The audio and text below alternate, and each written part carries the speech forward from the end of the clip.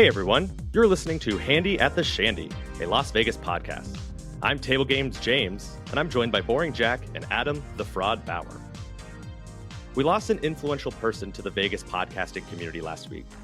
Mark from 360 Vegas created content in this space for a decade and built an amazing community. For those of you who listened last week, you know that I am a relatively new member to the Vegas podcasting community. But Adam and Jack, they've been around for a while. And Mark was a huge influence on them, both for consuming and creating content.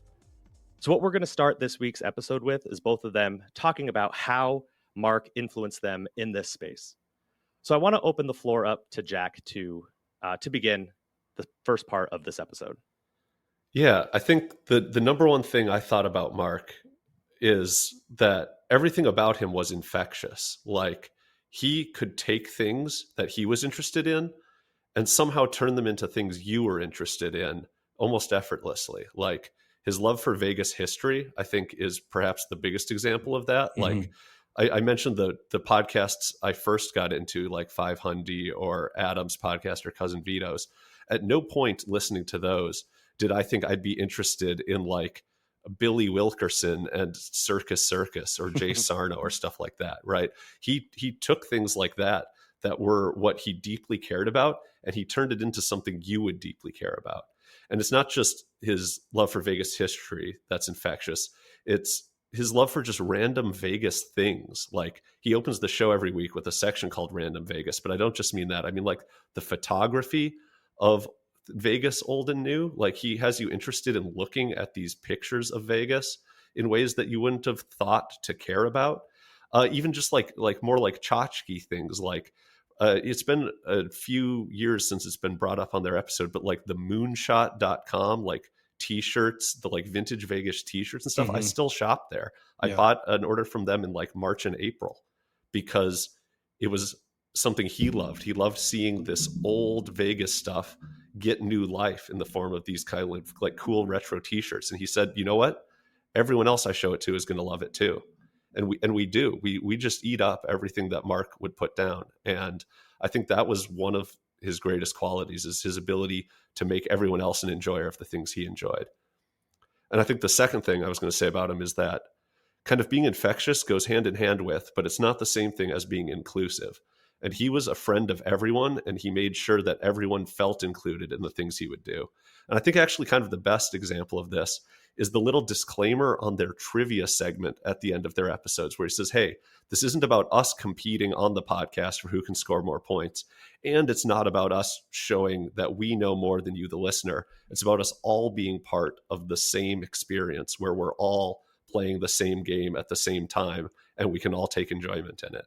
And I think that's why, like, the fact that he wants to lift everyone up in every arena that he's in, I think that's why 360 Vegas Vacation, the events he would put on, worked as well as they did, because it straddled the line between like, we're going to do what I want to do because I like doing it and it's going to be awesome and you're going to fucking love it, and him actively monitoring the events he's taking people to, taking feedback, seeing where people are having fun. Should we do this again? Should we not? You know, actually being more open-minded than he might come across about these types of things. And so I think I'm going to remember him mostly for the way that he influenced me to enjoy the things he enjoyed and feel a part of the community that he built.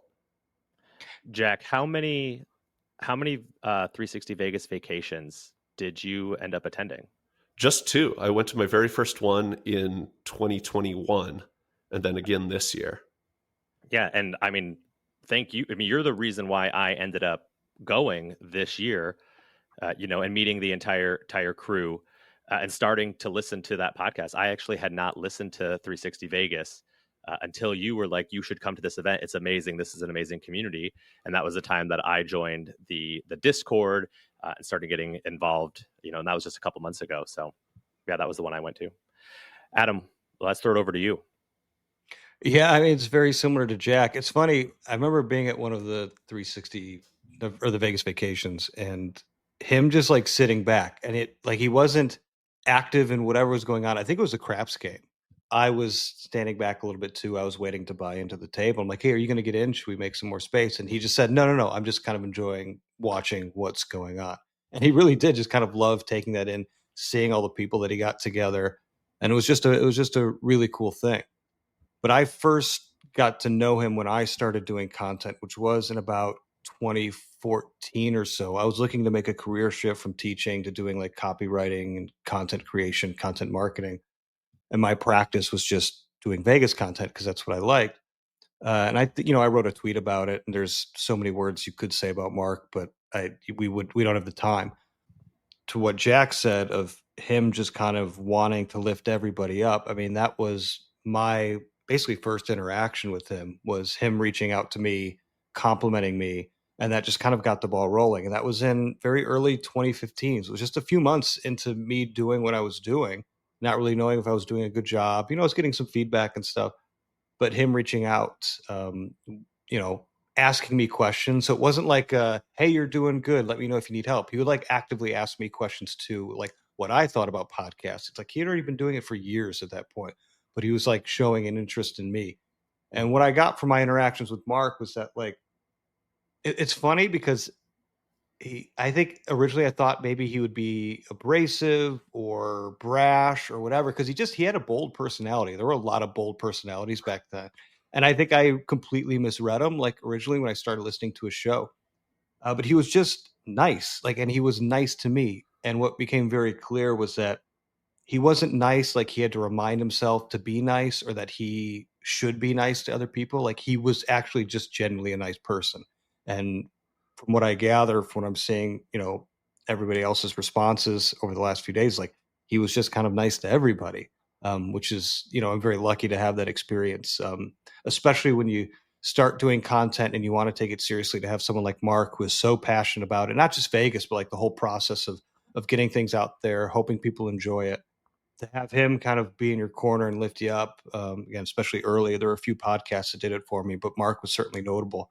It was I was really appreciative, and I was really happy that he and I kept kind of a rapport for a long time, just privately through private messages, mostly on Twitter. And it would I always had to deny his request to go to Vegas vacation because kids are doing something. But he would always ask, like he never stopped asking, which I also appreciated. Like he still wanted to be me to be a member of the community, which was, like I said, just him being a nice person. So just a generous guy in many many ways, and it's been really nice to see people's comments about him and see how it's kind of also reflected my personal interactions with him as well. Yeah. So the last time you said you went to a 360 Vegas vacation, was that the only one that you ended up attending, where you were kind of standing back, like, well, do you want to get in? And he's just watching the whole thing, or were you able to make a few more before the kids? No, I went to a couple. I can't remember which ones. I know one of them was the tail end of a Zork Fest when those kind of collided. I think they planned it where like Zork Fest would end and Vegas vacation would begin. And then I went to another one as well.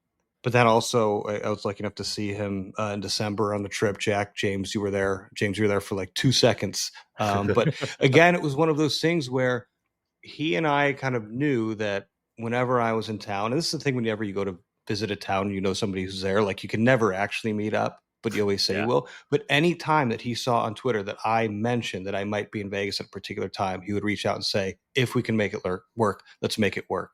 And it only happened a couple times just because, he's busy, I was busy, but it did happen in December. It was right before we're going to go to Bavette's. And I said, this is like, I have an hour. He's like, let's make it happen because Karen's going off doing dinner here. And, he came and he was there, and it was so nice to have that chat with him. It was really, really nice. And like I said, that's just his kind of generosity in that regard, his kind of looking out for people, wanting to share his passion with people. So yeah, I'll cherish that. And it wasn't just because you were a podcaster, you were in the same space he was. Like he had a standing offer out to anyone that listened that, like, if you're going to be in town, just message me, message Karen.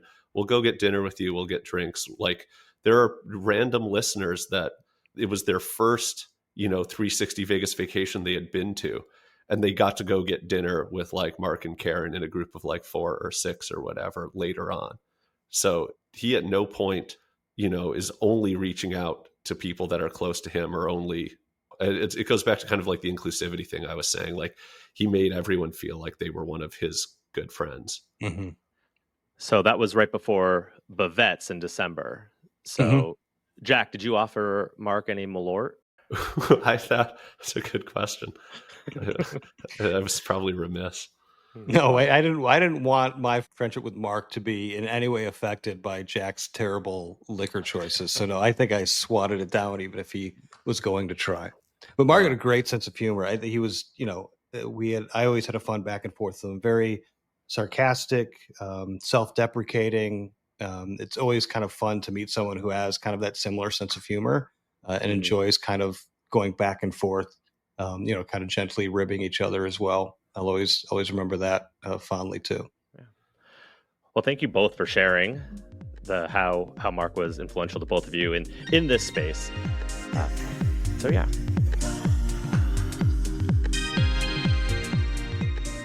One thing too I did want to mention was that Mark recently released a book called Vegas. I don't know if either of you have it, but I have it. I enjoy reading it. It's Again, I messaged him, I think a few months ago, right after it came out, and I just told him, like, it's very clear that, like, his passion is just kind of coming out in the book.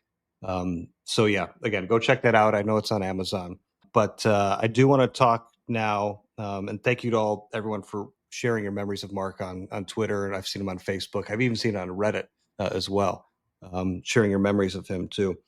But let's move on and let's talk about Vegas a little bit. I know James and Jack, you both went out there recently. I think James, you went out first. You had some cool experiences, including some throwbacks, some music. I know Mark was a big fan of live music, although I don't think Backstreet Boys was necessarily his cup of tea. Maybe if it was Korn. But let's talk about your trip a little bit. Yeah, the last episode was the night before Kim and I were heading out to Vegas. We woke up in the morning, went and got our rental car, and we always pick the surprise us car, which I don't know if that's good or it's the cheapest option. First gamble of the trip. And we got our first electric vehicle, the Genesis. So we spent a half hour in the morning being like, how do we charge this when we get to Vegas? Like, we have no clue what to do. And it has enough charge. It had enough charge to get from the San Bernardino area in California to Cosmo. And we found out, so here's some information for the listeners. An actual tip on this show. They education. Have free EV charging at Cosmo with valet. However, they only have 4 spots, and it is the slowest charging ever, because I brought it in because I only had the car for 24 hours. Like, okay, I'm just gonna let it charge for 4 hours so I don't have to pay the fee to recharge it. And it maybe got me 10 extra %. So I still ended up getting charged. Just like a USB external battery, like you have your laptop. Yeah. Like, we got in around 4:00 and we valeted it, and I went and got it at 9 to return it, and it was like 39% from 10%. I'm like, well, this isn't. I still got charged $35 for not charging it. Whatever. I think that's a good thing that the car rental companies do, is unlike the gasoline charges where it's designed to just punish you. The gasoline charges are just like a fuck you for not filling it up sort of thing. They know that that's not going to fly with an EV because people just won't take them. Mm-hmm. And so it costs far less than a full tank of gas a lot of the time. That's true. So we got in, and that first night we got in late. We ended up playing a little bit of video poker at the Gem Bar in Aria. Not bad. Pay tables aren't great, but good cocktails. I tried to go to a few video poker bars on this trip because I know Adam was asking about our different lists. Mm-hmm. And so I wrote down a few things for some that we went to, and I know we're going to talk in the second hour a little more about the video poker bars, but just so I don't forget. Foreshadowing. We got one listener who said they like more video poker talk, and one is enough for us to continue talking about it. I think there are one of 2 listeners. So Yeah, someone was like, there's 3 different people with 3 different views of Vegas. And I saw someone reply with, if they talk about video poker, I don't care. It's like wonderful. It's like awesome.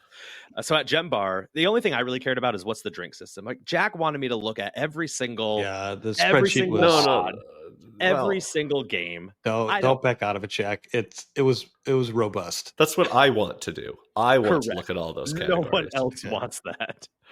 So I focus just on what's the bartender? Are they gonna comp me? At Gem Bar, they said it's 15 minutes. Every 15 minutes you can get one, and it's quote unquote discretion of the bartender. So you just talk to them, and you're gonna get drinks. I did not ask like up to what level because I'm drinking, Coors Light, so it doesn't matter. So we played there, won a little bit, not much. Ended up going to dinner at Lemongrass, which we talked about last week with my buddy Eric. Wonderful. And then Kim and I decided we were going to check out the vault. So we walked over to Bellagio. We did do it. Went over to Bellagio, and it was we ended up getting a reservation online. And we walked in a half hour before our reservation. They're like, "Oh, your table's ready." It was super cool in there. Like it's so small. We didn't get to sit at the bar, which I wish we did, but that was okay.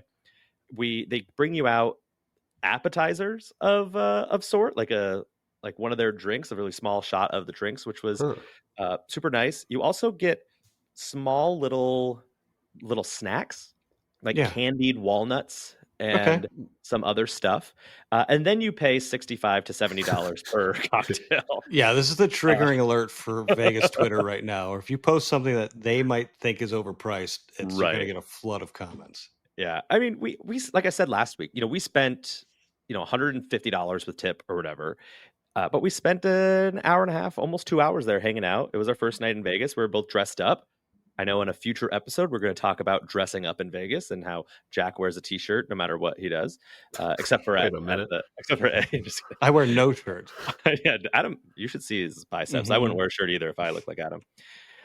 And then we gambled a little bit that night. I lost here and there as usual. The only thing that was memorable that first night for gambling was we talked about this last week, starting slow and kind of building up.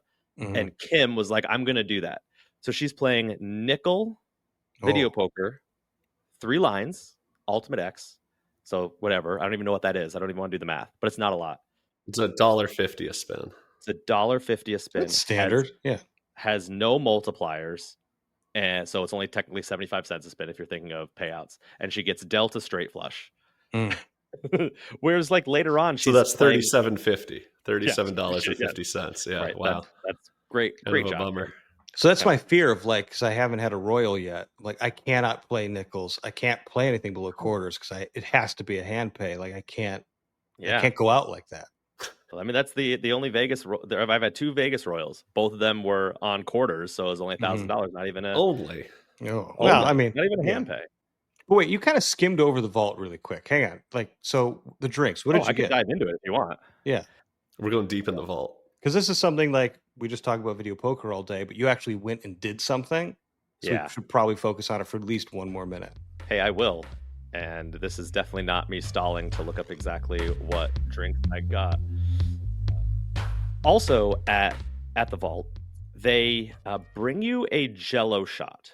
Okay. I'll actually post a picture of this because I forgot to post this picture. Is this like a Michelin star Jello shot though? Like it's got to be. Well, no, but they're like little. It's like a cube of Jello. It had salt and like. It looks like a little flan. Okay. Yeah, it was. It was really, really good.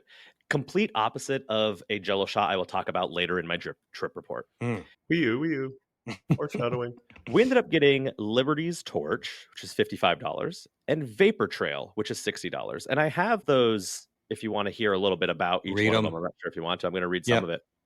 Liberty's Torch, it's a whiskey drink with its welcoming flavor and bold constitution. This citrus-forward take on the classic Manhattan is a copper-tinged beacon of spirited enlightenment. Okay. Someone watched Mad Men before. Yeah.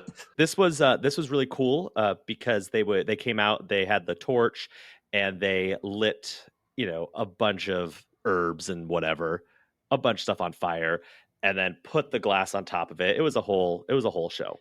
So that was Liberty's Torch, and then we also had Vapor Trail. This one was $60. This is the one that I got. So Kim was like, I got the cheaper one because it's $55.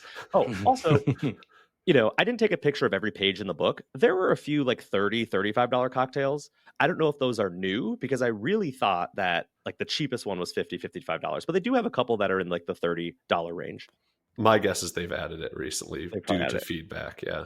All right. Are we ready for the vapor trail? Arriving in a cloche-covered crown of maple smoke. Is that the word? CLOCHE? Sure. Yeah, go Sure. with it. Send it. Cloche. Good. Come at me, Twitter. Word Come of the at me. day. Arriving in a cloche-covered crown of maple smoke, the Vapor Trail Old Fashioned is an intriguing sight to behold, like a mystery unveiled.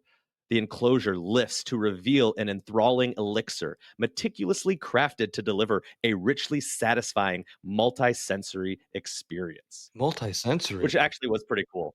Like there was a big how you go out to eat and they're like, haha, here's the big lobster or whatever. Like that's what it Mhm. was, but it wasn't a Okay. lobster. It was a smoke drink. So it was really fun. It So you could was see it and smell it and taste it. So 3 Yeah. senses. 3 senses, not all of it. Yeah, I mean, you could Yeah. feel it if you wanted Oh, I to. guess, yeah. Wow, look at me. That Yeah. is multi. I do like they called it intriguing because that's like if someone gave me a drink and I didn't like it, but I wanted to be nice, I'm like, oh, that's That intriguing. sounds intriguing. Intriguing drink. A couple other comments. I've heard that you can't get in there if you're not wearing pants or if you're like there was Pants are usually required in Well, most they were- restaurants. shorts were not allowed, is what we've heard. shorts were not allowed, right? There were people in there in shorts, and sneakers. They must be richer than we are. There was this big group, like there was a party going on in like the kind of the corner, and everyone was getting delivered these really nice cocktails, and there's this one guy who was drinking Corona Light In the vault? in the vault. 3 Corona Lights. I didn't even know that they were serving Corona Lights in the vault. That's offensive. I will say another tip if people are going, I definitely would get the reservations online because we saw multiple people come in while we were waiting to get seated, and they're like, hey, sorry, like we close at 11 and we're not going to have any seats between now and then, but you can go online and get a reservation for tomorrow. So that would be a tip I'd give. Get your Corona at the other bar. Go outside. get your $25 probably dollar Corona. Here's the thing, like I saw people like comment on it, or maybe I imagine they did. I don't know, but it's like, how often have we sat down at a slot, a video poker game, whatever, lost $100 before even having a non-intriguing drink that had no senses? Like it was not multi-sense. I don't even know what I'm saying right now. Yeah, you know what I mean, like that. So like, go do what you want to do. I think we should go as a group at some point. yeah, maybe if the 3 of us are in Vegas at the same time. We foreshadowing. So yes, that's a little more about the vault. Thanks for and feel free. Like I was there, guys. I was there for 5 nights. I got a lot of stuff that we could talk about.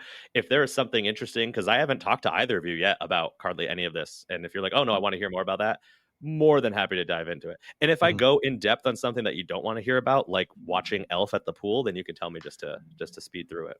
Yeah, we don't need a synopsis. You can just tell us you did it. So Friday morning, woke up. Obviously, I had to play some coffee video poker at the Shandy and some dice and some coffee dice. Really nothing to kind of talk about there on Friday. Most of the gambling, there'll be a couple things I'll talk about with gambling. You could just assume that the hours that I'm not talking about the things I was doing, I was either playing video poker or I was playing craps, and I was losing a buy-in or a buy-in and a half. Like, just assume that, and you'll know my trip report. We were getting those texts, very somber texts. Which, I mean, whatever. It is fine. As soon as I landed, I booked another trip. Like, I went and got I got a haircut and a shave at barbershop. I posted about that on Twitter. I love it. Ends up costing me about $160, which is a lot of money. But again, it's an hour and 15 minutes, full nice haircut, full shave. I get one every time I go out. I really, really like it. And I think that anyone who enjoys kind of that experience, the barbershop is really cool. You can also get, decent drinks there for free. So I had 2 old fashions, one while I was waiting, and then one when I was done. So I got 2 old fashions as well. Although they were both in plastic cups, which is always a weird thing. Hey. I mean, I completely understand it. Like it's a barbershop, in the barbershop, you don't want to have glass, and then you're leaving. They don't want you to take their glasses with it. I guess it is good to remember that in Vegas, opportunity cost goes both ways. Like Mhm. you can say, oh, that was like an hour and a half that I could have been doing other stuff, but it was also an hour and a half where you could have been spending a lot more money than you spent to get the haircut and some drinks. So that's Correct. a smart way to think about it. Yeah. And again, as we talked about last week, when you're there for 4 or 5 days, it's probably good to spend some time not at the tables. We ended up having an early dinner at Michael Mina's there at the Bellagio. One thing that was odd is they have TVs like above their bar. And I want to ask the two of you, you go to nicer restaurants. Are there usually TVs in the bar area? They were playing television programming. They didn't have like they were things playing on. They were playing Little League softball. I'm just laughing because I've bet on Little League World Series before. There's no official books that do it, but I remember being at a bachelor party and it was on, and we just were making side bets. But I'm trying to think of the nicest place that I've eaten that would have like a TV above the bar, like in Vegas. I can't come up with it. Like STK even doesn't have like TVs at the bar. Like, no, I'm with you. That's kind of odd. Yeah, it was kind of odd. I mean, it was our anniversary again, obviously. So they brought us a lot of free stuff. They brought us some champagne. They're like, oh, champagne to start off with. This is great. Also a root beer float and then an extra dessert. And we're like, wonderful, awesome. We did the prefix menu. I don't remember exactly what it was. The way I was talking with Kim about this dinner is it was good. We're not going to go back. I wasn't disappointed, but nothing stood out that was like, oh man, that was the best tuna steak I have ever had. It was just, for the price, was perfectly fine. We got to get dressed up and, go on a romantic dinner. And the reason why we had the early dinner at 5:00 was because we were going to go up to the pool at Cosmo because they were doing Christmas in July. So we go up there to watch Elf. This is a surprise for Kim. She's excited. She's like, oh, this will be really cool. There's no place to sit when we get there. Even though we're there 40 minutes before the movie starts, and there's so many kids and families, which I kind of expected. We found one seat that we kind of sat at, and then this lady's like, that's my stuff. That's our stuff. There's no stuff around. And then she apologized for freaking out at us. She's like, I'm sorry, my kids are just here and they're driving me crazy. I was like, well, whatever. It was an interesting experience. We went into the hot tub, and like usually, like, oh, we'll go to the hot tub. There won't be kids there. There were like 4-year-olds in the hot tub. Kids love hot tubs. Yeah. Is that legal? Like, I feel like no, that's you're not supposed great to. for their bodies, right? No. So we ended up realizing that, like the sound it's actually really loud when they started the movie, and they showed up on the marquee. So we were able to kind of sit up on a couple levels. So if you go to that Boulevard pool, there's a couple levels that you can kind of go up. And so we found a couple seats, sat there, watched like the first half of it, and it was fun. And then Kim was like, I want to go gamble. I was like, yeah, let's go gamble. So we go down to the floor, or we go back to the room, we change, we go down to the floor, we go to the shandy bar, and all of a sudden Kim's like, I don't feel well. So she's like, I don't know. And as I mentioned before, Kim has celiac, so she could have gotten, kind of cross-contaminated somewhere. So I'm like, all right, let's just go to bed. It's pretty early. And we're walking by the craps table, and there's a $25 craps table there. And Kim's like, why don't you just stay down here and play? And I was like, no, I'll go to bed with you. It's fine. Like, it's our second night. We got lots of time. She's like, no, I'll feel bad. You stay here and play.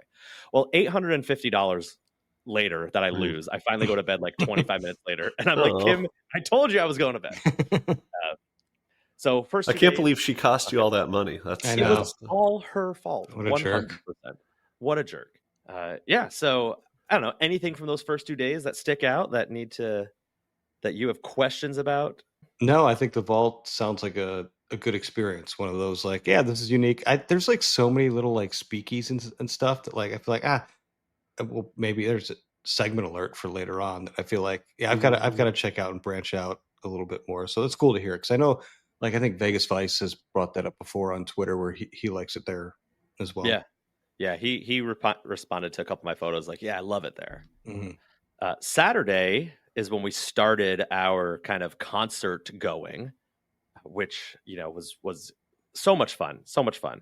But in the morning, we ended up going to the Cosmo gym. As I mentioned before, I'd like to get a little bit of a workout, hopefully a couple days. This is the only time we ended up going. It was packed. Like was hoping. What time? It's like 9 a.m. So like I should have went earlier, and that was Kim's fault. She was still not feeling well and slept in. But we go, and it's packed. Every machine like that I wanted to use or any sort of like free weights were completely used up. So Kim ends up getting on one of their Pelotons as a bike, and I'm like, I'll just go and walk and do maybe a little bit of a run walk on a treadmill. That's when I posted my first semi-viral Vegas post ever on Twitter, because everyone's been talking about how dead Vegas is. Oh man, look at this. So I took a picture from the treadmill, which is just looking at the roof of the Cosmo, and I was like, oh man, 9:20 a.m. on a Saturday and no one's on this roof. Vegas is dead with the skull. And that got some pretty good responses, which was awesome. I think it's because everyone has had a roof view in Vegas at one time or another. Like, we've all been staring at a Vegas roof that we wish we were looking at something else. And it's not necessarily because we're on the treadmill, but yeah, I think that brings out some memories for everyone. We can talk about Vegas being dead sometime, but it's not dead to me. That was the day my in-laws are getting in, my sister-in-law and her fiance, because they were the ones that were coming with us to Backstreet Boys at Sphere. And I booked them a room at Paris with my wonderful Diamond Plus. And then I hardly played at all. So my offers are now in the shitter for Caesars again. Like, wonderful, but whatever, doesn't matter. Serves you right. So they're going to Paris. Kim and I walked over there. We decided to play at the Center Bar, or Le Centre Bar, if you want to be French about it. They said it's $20 in. So I don't know what $20 in means to some of these places, and continuous play, and they'll just comp you the entire time. Now, the pay tables were horrendous. Yeah, classic Caesars. Your classic Caesars bar top. But like, whatever, I'll play 6-5 bonus, and if I'm just quarters here or there, it's not even 6-5 bonus. It's the 6-5 shitty bonus. Oh yeah, that one is play 150. Right. Yeah, you're right. I moved over to double bonus because of that. I remember that now, which was probably just as bad, but yeah, I did okay there. Then Kim's sister, so Katie, Kim's sister, they got delayed somewhere getting in, so we're like, well, let's just go play craps. And there's a $15 crapless table, and I'm like, oh, I want to play. I haven't played crapless in a while. I'm like, we'll just play the extremes, and let's just hope we don't hit one of those. So are you buying 4? I'm actually 4, 3, 2, 10, 11, 12. I'm doing $20 on 2, 3, 4, 10, 11, 12. So 120. Nice. Right. We lost $500 in, no joke, 15-20 minutes, because they just never hit, and that's going to happen sometimes, right? It's going to happen again every time. Just pretend I'm losing a buy-in. We got wiped out. Then we're like, all right, it's time to go do our night activities. Went to China Poblano. A great happy hour. Talked about this a couple weeks ago on our last trip report, so I'm not going to go into it too much. But it was, again, I think it's a great deal. Food's great, drinks are great, vibes are great. Then it was time to go over for Kelly Clarkson, and that was at Coliseum at Caesars.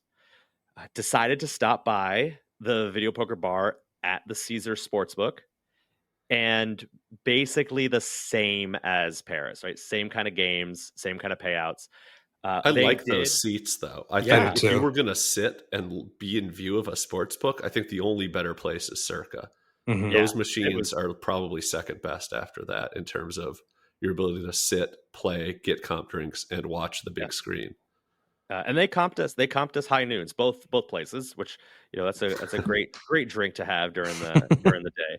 I don't want to sit there if I know that I'm going all day. I'm not going to be having Manhattans at 11 a.m. I'm not like some other people. An 11 a.m. Manhattan sounds good. It does sound good. I mean, I'll take an 11. An 11 a.m. Manhattan does sound intriguing, but not an 11 and 12 and 1 and 2 and 3 and 4 and 5. And it's fair. We did okay at that, and then we went over and we're like, well, we don't want to go in early. They had a diamond line that no one was in. I'm like, oh, so even though the lines got huge at the General, there was a Diamond Express lane. So we just sat and played some Huff and Puff for like a half hour before the concert started. Again, probably broke out even a little bit. The Kelly Clarkson concert, I'm not a Kelly Clarkson fan. I'm not a huge music fan, which we can talk about here at some point. We can dive into my someone not being a fan of music. I can't think of a better topic. I mean, she was hilarious. Obviously, talk show host is going to have some chops on her to talk. Lot of swearing. Like, she dropped F-bombs all the time. And of course, she's super talented. So Mhm. all the songs were just like the vocals were amazing, and it was it was her the sessions or whatever they're calling it, right? The studio sessions. So there's a 20-piece band. There's a whole string section. There's Oh, that's two cool. drummers. They've got 4 backup singers. It was just really, really, really cool. It was about a 2-hour concert, kind of nonstop. Besides her talking in between, and it was pretty good. We had a great time. It was a really good time. And again, it was something to do. And there's no bad seats there. It's a small venue. It's a pretty intimate venue. Yeah, the house that Celine built. Yeah, that's what I've heard. That's what Mhm. I've heard. We left there. It wasn't too late. It was like 10:30 or 11. But again, it was a pretty long day, and we knew Sunday was going to be a long day. So we just ended up going back to Cosmo, playing at Shandy Bar for a little bit. Nothing exciting kind of happened, and headed up to the room. So Saturday was really fun. First concert Nice. was really fun. Yeah, I'd go see Kelly Clarkson. I think she's one of the kind of big stars that I don't know if she considered a big star, but I think she's charismatic, great voice. I'd definitely see her. And that's not like my musical taste, but she's like Yeah. one of those artists where it's like, yeah, probably worth seeing. Yeah, I mean there's a ton of songs I didn't know. A lot of people in there knew them, but I knew the hits. I was able to sing along with the hits. Did she do any covers or anything? Because she's been doing that a Oh, lot lately. What is the song where it kind of went viral on TikTok because she winked into the That's all I into the need. Hmm. yeah, like Yeah, I don't she know. did I that. forget the name of the song, but I know Right, that right, yeah. video. Yeah, But she talked about how that kind of blew up, and she's like, I've always been winking, and then she sang that song with the wink, and the crowd went wild. absolutely. She knows what she's doing. Yeah, she brought her kids up on stage for the huh. last song. Mm. How old So are it they? was, oh, the gosh, Old enough that it was cute? I'm not going to look it up. It was old enough that it was cute. They weren't so old that you're like, that's kind of awkward that they're there. And they weren't Yeah. so young that I got a visceral, like, gross reaction. So, in that range. In that range. Yeah, that about narrows it down. That narrows it down to probably 6 to 11, whatever. Who knows? Yeah, and I'm still only like freaking halfway through this trip. I don't know why I booked 5 nights. I mean, I know why, because Vegas is amazing, and I'm can't wait to get back there. Sunday we woke up, more kind of just morning gambling without Kim. And on this day Sunday, Kim did not gamble until 10:30 or 11 p.m. She didn't get Wow. any gambling in that day. Sounds like a Because proclamation. On this day, Sunday, let it be known that Kim did The not. day of the Lord. which was wonderful, because that means that only my losses counted. Darkness. We headed over because I was going to check in at Palazzo, because I had Palazzo for 2 nights, and we ended up eating at Yardbird. Have either of you been to Yardbird at Palazzo? Wee you, foreshadowing. I've prior to this trip I just went on, I had been once, and I was pretty impressed by it. Yeah, it was pretty good. The great thing, they have gluten-free fried chicken, which is very rare. So both Kim and Katie are gluten-free, so they had that. The food was fine. Did you Vibes try the were fine. gluten-free fried chicken? No, I did not. I had full of gluten fried chicken and gravy and bacon. It was probably a 3,000 calorie lunch I had, which was wonderful. I didn't eat breakfast. I didn't eat breakfast, so I can do this. It's great. That was actually, I don't know if you remember, Palazzo had like an internet outage, Mm-hmm. and that was the night before. Oh, So, I ended up paying for this lunch before I ended up having my room, so I couldn't charge it back to the room. $160 or whatever for the 4 of us. It wasn't expensive for the 4 of us for what I feel like we got. But I couldn't get any points. They're like, our system's down. You have to bring this up to the rewards, and they will then credit your whatever 160 Grazi that's points. actually a Like, pretty common thing that they tell their guests to do. Like very often, like when they'll say, hey, if you have a players club, if you have a players card, you can give it to us and we'll give you points, or just take this receipt to the players club later. Like I've even seen like the Coin Show vlogs. They say, oh, the one tip is always bring your receipt to the players club after or whatever to make sure you get your points. so I And can get obviously it's 160 points. right. Yeah. I mean, yeah, I wouldn't stand in line for that. But I mean, I did. And the wait staff at Venetian restaurants are used to that spiel is all I'm saying. well, so what I was getting at is I was going to do it, and the line at all the rewards desk were so long because all the kiosks were down. That was the one thing. That was the last thing that they got back online. Everything else was online when we got there, but that was the kiosks were. They at that point, Kim and her family wanted to go back to the pool, so they went back to Cosmo, and I stuck around because I'm like, I'm going to check in, play a little bit at the high limit bar. So I went and played at the high limit bar. Palazzo, as we know, one of our S tier video poker bars. It was great. Probably lost a little bit of money, and I'm like, oh, I should probably just go and see if I can check in. And of course, I got there, swiped in at the kiosk. Those were still working. The hotel kiosks were still working, and got a room right away, like 11 a.m. I was like, oh, wonderful. That's really nice. It would if you hadn't had the Cosmo room still, that would be kind of a godsend, right? Right. But I didn't have any. We had decided because that night was Backstreet Boys. We're like, well, maybe we can get ready at Palazzo, but Kim and Katie wanted to go to the pool, and then we decided we were going to go to Super Frico. We're like, we're just going to stay at Cosmo again, and we'll only stay at Palazzo one night. So you're right. If I didn't have the Cosmo room, that'd been amazing, but it didn't matter at all because we didn't even move into Palazzo till Monday morning. And that's the thing, like people like you don't have to wait until 3 or 4 o'clock to try to check in, and you don't have to pay like early check-in. Like just go and ask. I think more times than not, I've gotten checked in early, even at places like at Palazzo. I checked in early without status. Like if they have a room, typically they'll give it to you. They want to fill those rooms up and get you going. Like, and the front desk associate doesn't care. Like, yeah, come on in. If the lower rent the joint, the more likely they are to have a mandated like early check-in fee. So like, a lot of the Caesars properties, I know Golden Nugget downtown, stuff like that. But no, I think most MGM properties and up, I guess you could say, will be exactly as you're describing, Adam. Yeah, and I'll see people like wait. It's obvious that they'll get there. Like you'll see the line at Bellagio or wherever. It's like 3 o'clock. Everybody's in line. It's like you could have just gone whenever and probably gotten your room if you were just nice. Hey, I know I'm early, but I thought I'd give it a shot, and see if it's available. And like if it's available, they'll give it to you. Yeah, because they don't want to have those big lines. Right. Yeah. Exactly. So we had early dinner reservations at Super Frico because Backstreet Boys started at 8. We wanted to get to the Sphere at 7, so we wanted to like check out everything on the inside, and it's a new experience. So I wanted to be like, hey, I want to be there at 7. I want to leave Super Frico by 6:45. So let's just get the earliest dinner reservations at 5. And we got there. We were one of the first people in. Now I've been to Super Frico in. Go ahead and bleep that out if you need to, Jack. Kim and I had a great experience there. It's so weird but so great. Like that's my vibe. Like I'm going to talk about how much I love the Sphere.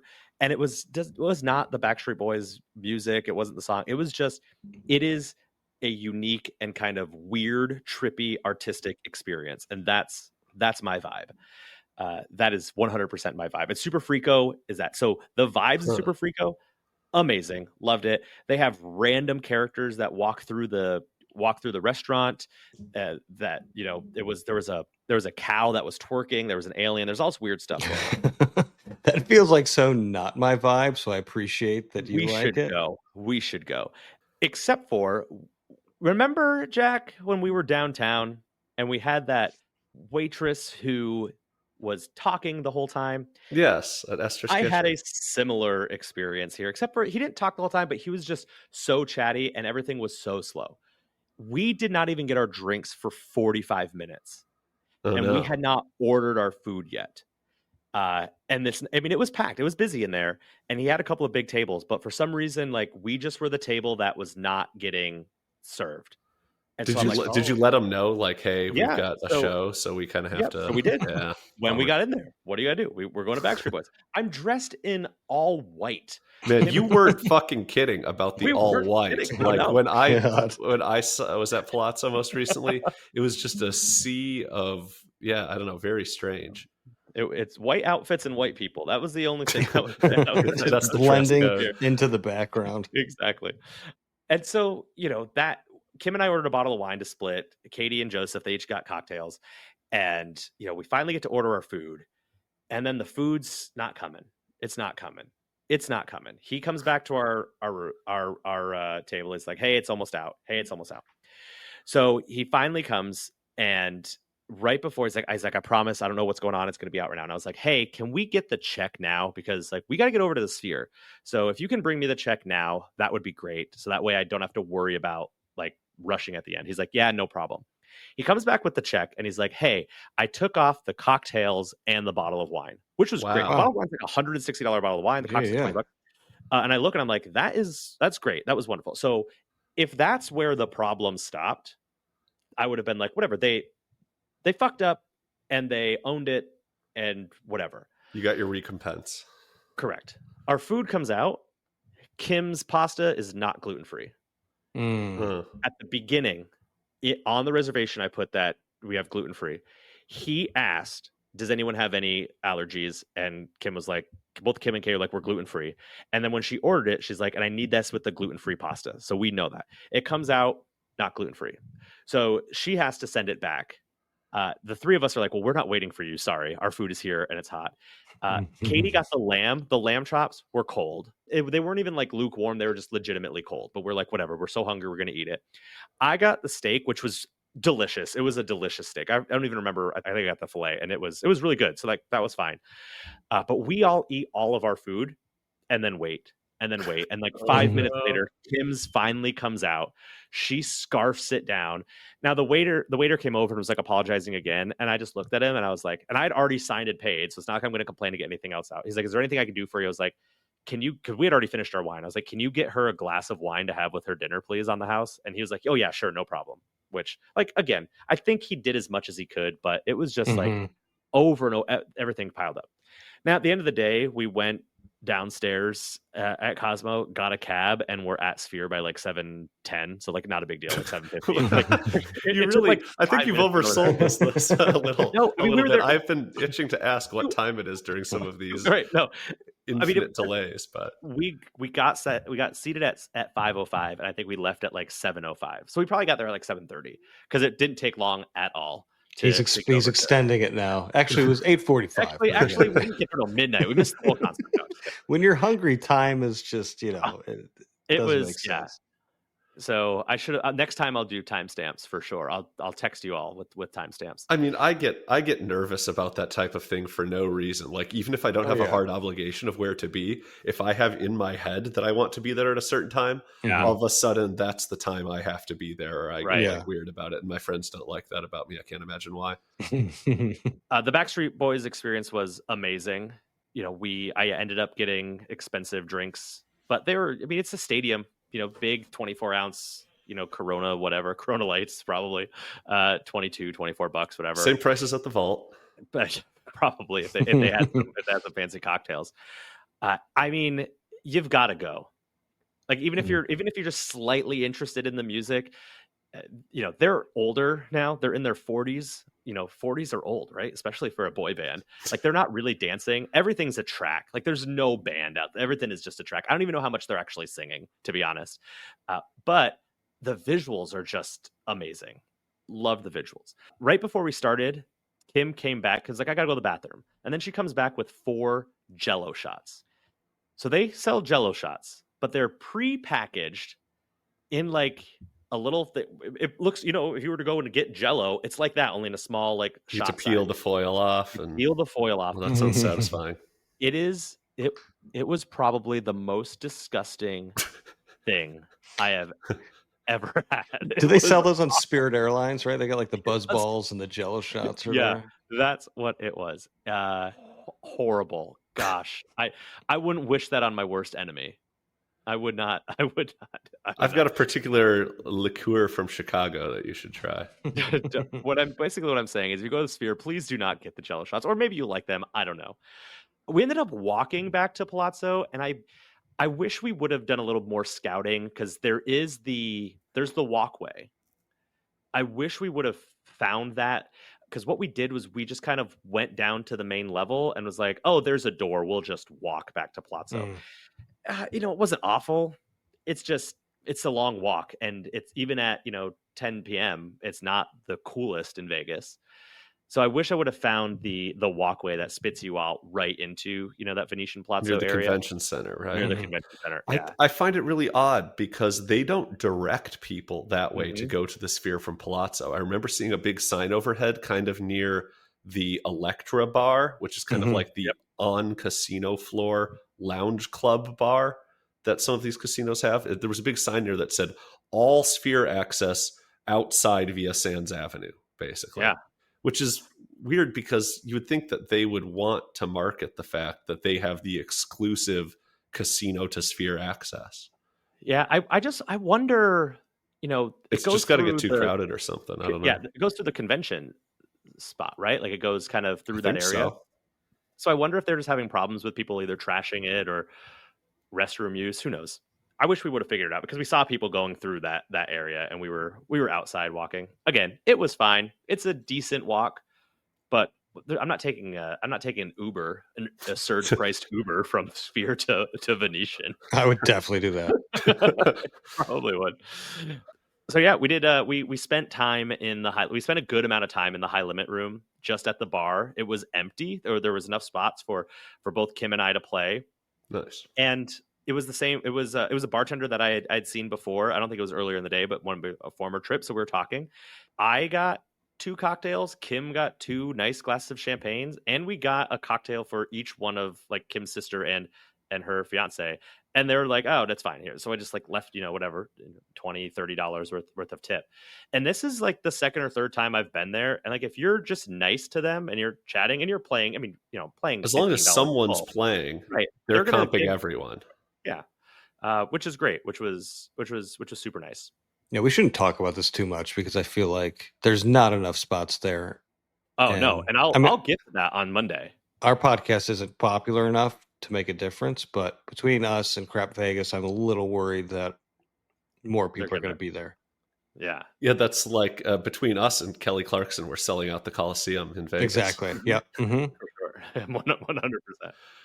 So that leaves us to our last day, Monday, which was a day we had nothing planned. It was our day of we're not going to plan anything. It's our Great last day in days. Vegas. We're going to see what happens. So how long do you have? Are you leaving on the red eye at night, or do you have Nope. till Tuesday morning? We've got a 9 a.m. flight on Tuesday, or like a 10 a.m. flight on Tuesday. So we've got the full day on Monday. We can get a good night's sleep. So it's great. Kim wanted to sleep in like she usually does, read, take a shower, whatever. I went down and had my only big, quote unquote, big winning session at a $25 craps table at Palazzo. Played for an hour and a half.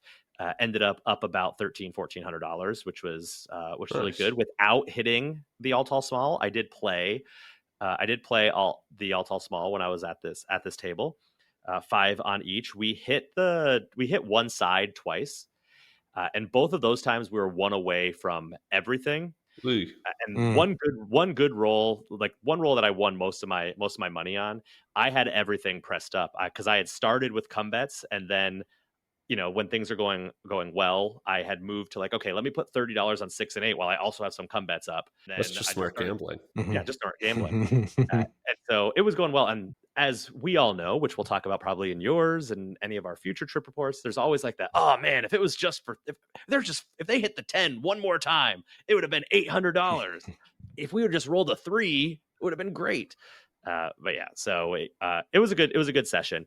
On that Monday, Kim and I both actually each had probably 3 or 4 coaching / tutoring clients. So we worked in the room a little bit, and I don't like that. But if I want to go to Vegas as much as I do, and we're there on a Monday, Tuesday, or Wednesday, we usually have to put in 3 or 4 hours of work. And then once we were done, we got the rest of the evening, like 4 p.m. on. We walked over to Jack's favorite property, Resorts World. Oh, okay. I had $200 worth of free play at Resorts World, and Kim had $25 worth of free play, and then we had $50 in food. So we went and spent it. Went to the video poker bar. What's it called, Jack? You know the name of these bars. The center nice bar or the high limit? The high limit bar. Is it called just the high limit bar? High limit. Yeah, I mean the casino they call it Crockford's Casino, but that's just the bar inside the Crockford's Casino. Yeah, I wasn't sure if there was an actual name to the bar. This is your no strings attached free play, right? Which is like a good reminder for people, like check your emails, because I think most people associate, I got an offer from this place, I got to stay there. But no, you had just come get some free play and hang out. Just come get some free play. So that was the 200 copy. That was the actual copy in the email. copy. Yeah, it was $200. I turned that 200 into 400, which is pretty good. Nice. I usually don't do that on the free play. And Kim won as well. So we were flying high. Ended up using the money. It was only $50, and we're like, we've already had a lot of nice. Let's just go somewhere quick. So we went to the pop-up burger place, the Not a Damn Chance burger, and I'll say the burger was great. The burger and fries were good. It's also $16 for like a burger that reminded me of like an In-N-Out double. That doesn't come with fries or a drink or anything. Now I had $50, so I was like, this is perfect. So like Kim and I each got a burger and fries, and I got a drink and then a donut because I still have the donut shop there, and it was $49.50. Nice. Perfect. It was good, but like I don't know. I think I'm at the point now where I'm only going to eat like good meals in Vegas, or like find whatever the cheapest thing I can. I don't want this like mid-tier, like $25, $30 meals. I don't know. I think it's a good reminder, and this is perhaps not the hallmark example of it, but it's a good reminder that a lot of the food in Vegas is priced for people who aren't paying those prices, right? Right. Yeah. Yeah, because I mean, like Peter Luger has like a $50 meal for like lunch that you can get, where it's like just go do that. Right. Like, it's twice as much, and it's more than twice as good. Yeah, fixed menu, like 3-course menu of for lunch you get for $50. Like that's a high end place. Like just go do that. If you really need a lunch, you have no resort credit or something. One thing I did forget to mention about Friday morning, which you'll two will like, is we did the 2-for-1 again at Wicked Spoon. And I did not almost shit my pants. So hey, all right, still 50% though. We gotta get those numbers down. Did you get the email today that said they're extending it all the way till December 31st, the 2-for-1? So that was just so the reason that it's a thing that has to be extended is it was a popular perk with their previous rewards program, right? Like identity that's right. Gold 2-for-1 buffets. Despite MGM not doing that at their other properties that have buffets, they've kind of grandfathered Cosmo into that at the Gold MGM level. And so that's why I think they keep quote unquote extending it. Is at some point they want to be rid of it, but it's too popular and it's getting too much meat in the seats. I don't think it's that bad. $54, whatever. 2 really good buffets. So I would definitely check that out. So we were gonna do the Robo Taxi, the Zooks or whatever. The Robo Taxi to nowhere. Yeah. So we didn't know that was to nowhere. Yeah, it doesn't take you. It currently doesn't take you anywhere. We go out there and we're like, oh, this is cool. Like, how do we sign up? Like, we want to go to Palazzo. And they're like, oh, no.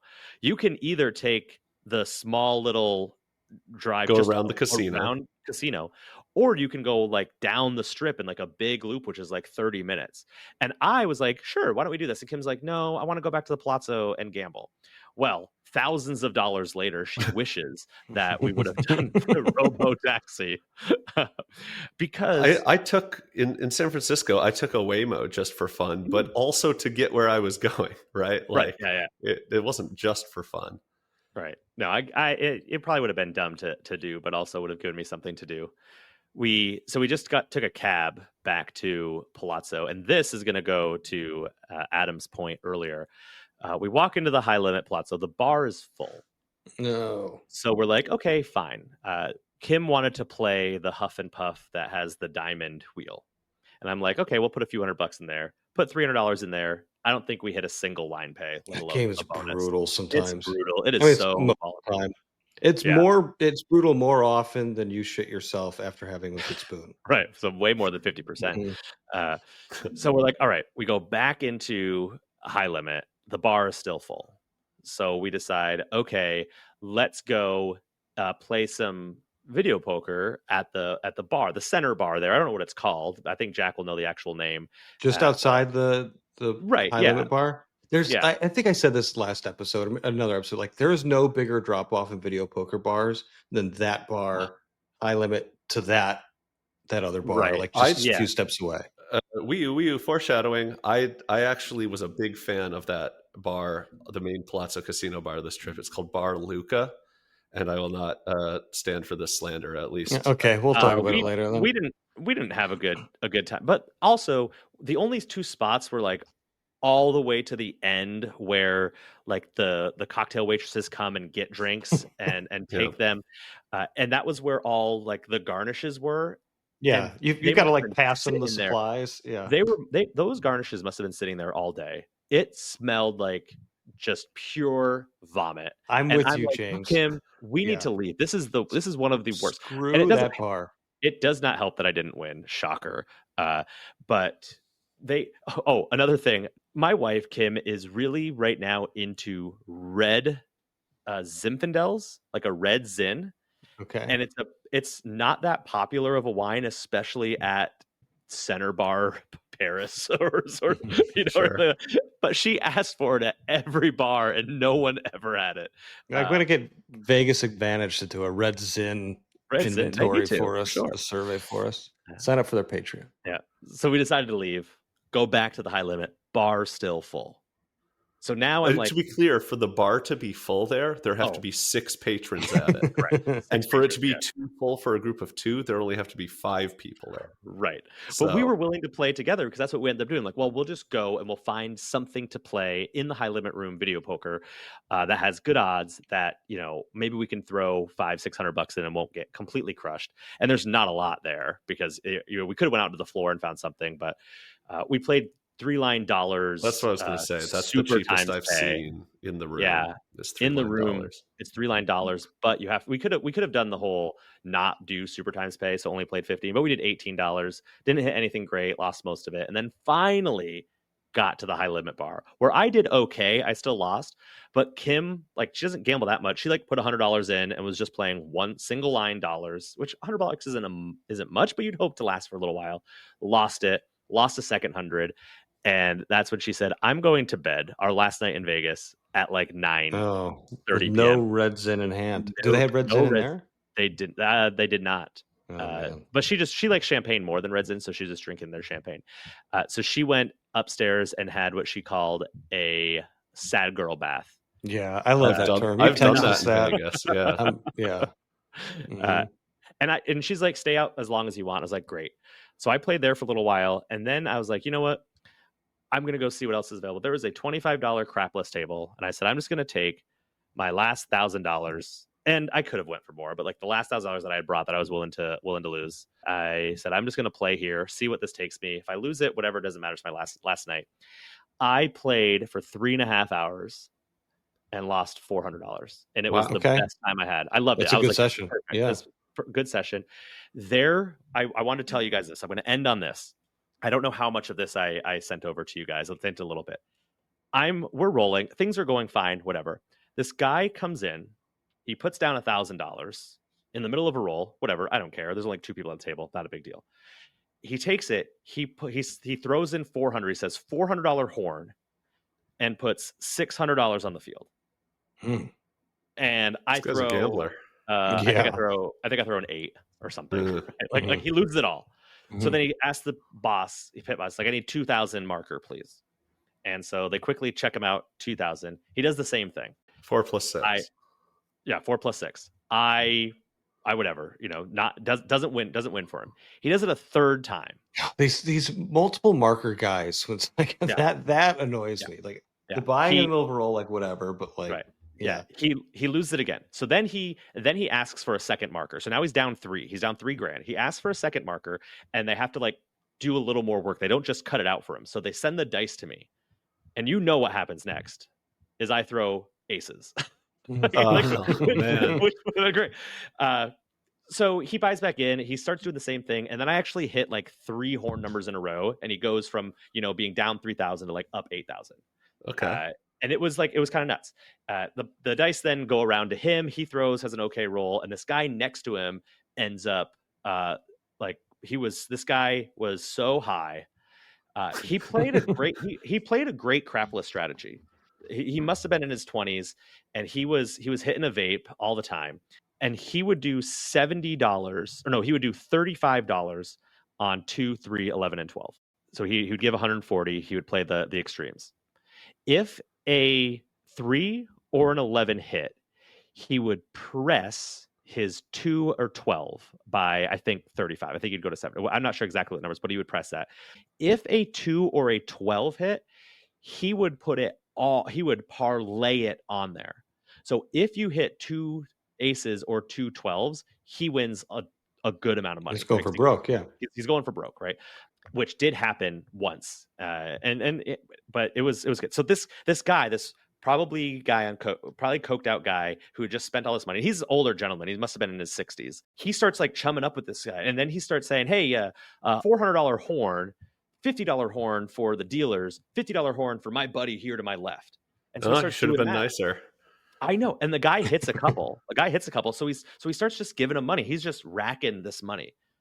The dice come back over to me. He's doing the same thing. I hit aces back to back for this guy. So at one point he had $100 horn, or he went back down. So he did like a $200 horn and a $400 horn. I hit it both for him. He won like $6,000, and he tosses the guy next to him who is not doing anything a $500 chip.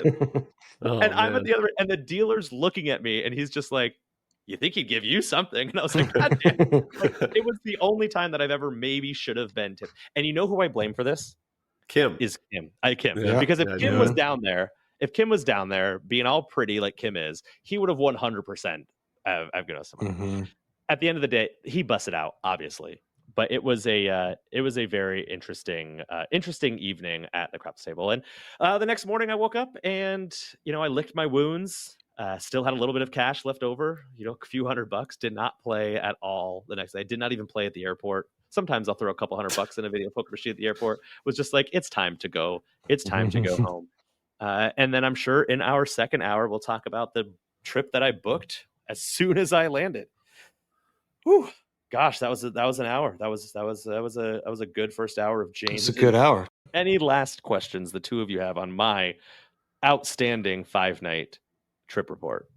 No, I mean, it's nice to hear that. Yeah, like you got beat up gambling wise, but you had a good time. I think that's kind of, I don't want to say what we all hope for. We hope for more than that, but that's good. We work at that in some regard. Like we purposely have to work hard to make sure that we enjoy losing, right? You have to find games that you enjoy losing at and find experiences that make it feel like it's worth losing, because you're mostly going to lose.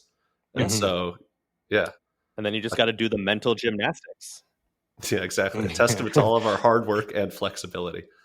So I think that wraps up our first, episode 3A, our first hour. So hopefully you stick around, because our second hour, we are going to hear about Jack's trip report. And then we're going to talk about those, A level, not the S level, the A level video poker bars in Vegas that Adam sent a tweet out about. So thanks for listening, and we'll see you in the second hour. Bye, everyone. Bye-bye.